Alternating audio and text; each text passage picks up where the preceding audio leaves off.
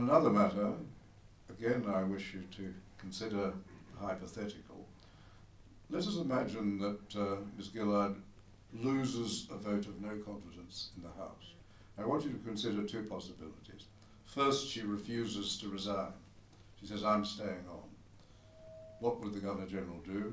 The second thing is, she does go to the Governor-General and resigns, and she advises the Governor-General to call, say, Tony Windsor, Mr. Oakeshott, to form a government. Could you tell us what you think would guide the Governor-General in those two situations? Well, that's another really interesting one, and that is the question as to whether the advice of a departing, resigning Prime Minister has the status of ministerial advice to the Governor or the Governor-General. And that's a controversial one, and you can read, and I have recently, quite a number of comments and books about it. Some commentators say that that ministerial advice from the departing Prime Minister, presuming that the advice is made before they resign. If they make it after they resign, well, it's all over, too late. But assuming you do it in the right order and advise the Governor-General to commission X as the next Prime Minister, then resign, is that ministerial advice that's constitutionally advice for the purposes of the Constitution? The answer generally taken is no. So it is not, the Governor and the Governor-General is not bound by advice from one departing Premier or Prime Minister as to who their successor should be. And for obvious reasons. Again, they could play mischief. Normally they wouldn't, but they could play mischief and indicate that somebody else should be appointed who is inappropriate. So it needs to be remembered that in the process of appointing a Premier or a Prime Minister, that is always an exercise of a reserve power. Mostly when we talk about reserve powers, we only talk about them in terms of the ones that you only do in a crisis. But technically, the appointment of the Prime Minister is done not on advice, and so that makes it a reserve power. Now, traditionally, there has been, in Australia, a practice of the departing Prime Minister advising the Governor-General as to whom to appoint, but most likely that advice is no more than informal, friendly, non-constitutional advice. It's not advice that can bind the Governor or the Governor-General as to whom should be appointed.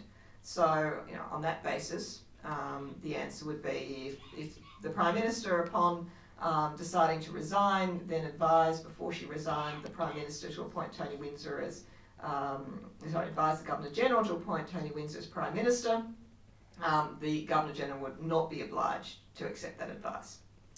The first part The other one was one which won't she happen. Didn't resign. But what would happen if she didn't refused to resign? If she refused to resign, if she didn't have the confidence of the lower house, and that was clear on the basis of a vote of no confidence, and there is some wiggle room there. I mean, you'd have to take into account, for example, if the vote of no confidence occurred because, one of her members was unavailable for some reason, but we'll be back tomorrow or something like that. So there usually needs to be some period in which it can be rescinded or sorted out. But assuming that it is clear on the face of it that the Prime Minister does not have the confidence of the lower house and the Prime Minister refuses to resign or to advise a dissolution, then the Governor-General is entitled to dismiss the Prime Minister and appoint somebody else to be Prime Minister. Now, it might well be the case that there is nobody else who holds the confidence of the House, so even if the